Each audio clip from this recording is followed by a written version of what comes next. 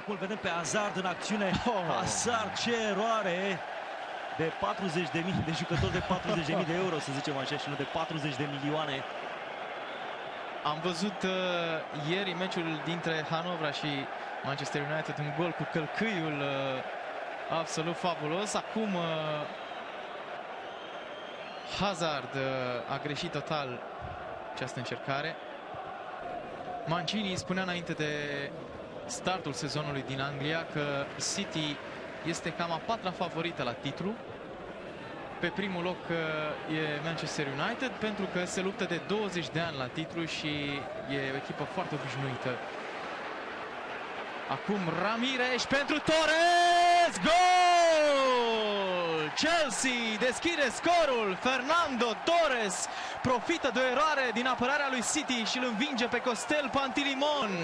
Torres, ca și în finalul sezonului trecut, reușește să profite în aceste momente după un an de zile extrem de greu pentru el la Chelsea.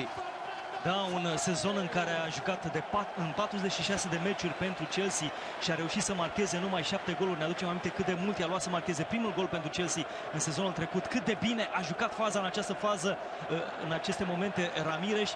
Acolo Hazard până la urmă își retrage la timp piciorul, pentru că belgianul era în afara jocului și iată-l pe Torres, care simte că poate câștiga o fracțiune de secundă în plus dacă șutează cu stângul. Acum Milner, centrarea așteptarului, Ashley Cole din nou reușește să atingă mingea, apoi John Terry, doar până la Tureia, ia și este gol! Gol al lui Manchester City! Unul dintre cei mai buni jucători din campionatul Angliei și probabil cel mai bine plătit jucător din campionatul Angliei.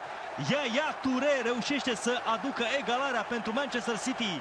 Este 1-1 în Supercupa Angliei. Toure Yaya, cel mai bun jucător african al anului 2011 și unul dintre reprezentanții campioanei City în echipa ideală a sezonului trecut în fotbalul englez. Și lucrurile încep să se complice pentru Chelsea, care, în ciuda faptului că avea un nou minus, măcar se mulțumea cu faptul că are un avantaj pe tabelă. Revedem șutul lui Yaya Toure de mai devreme. Cec, vizibil mascat, își căuta practic un unghi din care să vadă unde se află mingea. Apoi șutul s-a dus perfect lângă bară. A găsit culoarul ideal la colțul scurt și a tras.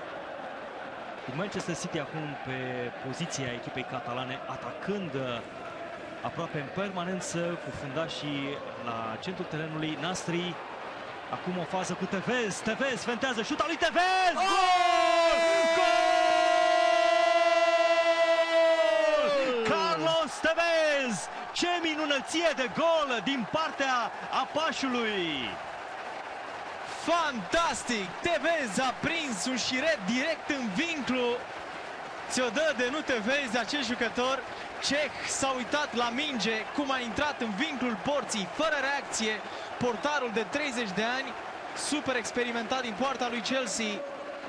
În sezonul trecut, Carlos Tevez i-a lipsit luni bune lui Roberto Mancini și lui Manchester City. În urma conflictului pe care jucătorul și antrenorul l-au avut, revedem această execuție a lui Tevez, care evită pe ambii fundași centrale a lui Chelsea și pe David Luiz și pe John Terry din acest unghi. Ai impresia că mingea se duce pe lângă poarta lui Petr Cech și apoi vine acel covrig, vine acea traiectorie a balonului. Fuerte Apache, o încurajare pentru Apașul, așa cum este supranumit atacantul lui Manchester City. Manchester City, să ne aducem aminte, în Supercupa de anul trecut conducea cu 2-0 în fața celor de la Manchester United și până la urmă echipa lui Mancini a fost învinsă. United a reușit o revenire fantastică, a câștigat Supercupa Angliei cu 3-2.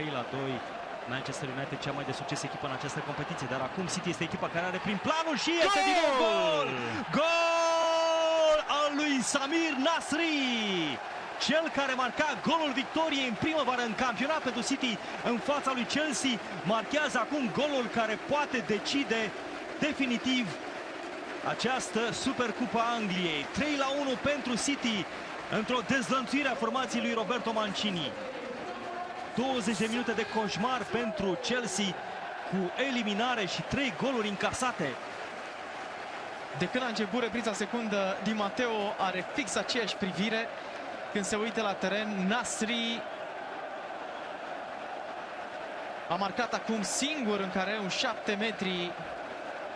A scăpat din marcaj și cu execuție destul de complicată până la urmă, din nefericire pentru portarul român, care și așa nu primește foarte multe șanse la City. Iată ce gafă a făcut Pantilimon în această fază. Felul în care se ridică Pantilimon după ce respinge greșit mingea, nereușind apoi să-l blocheze pe Bertrand.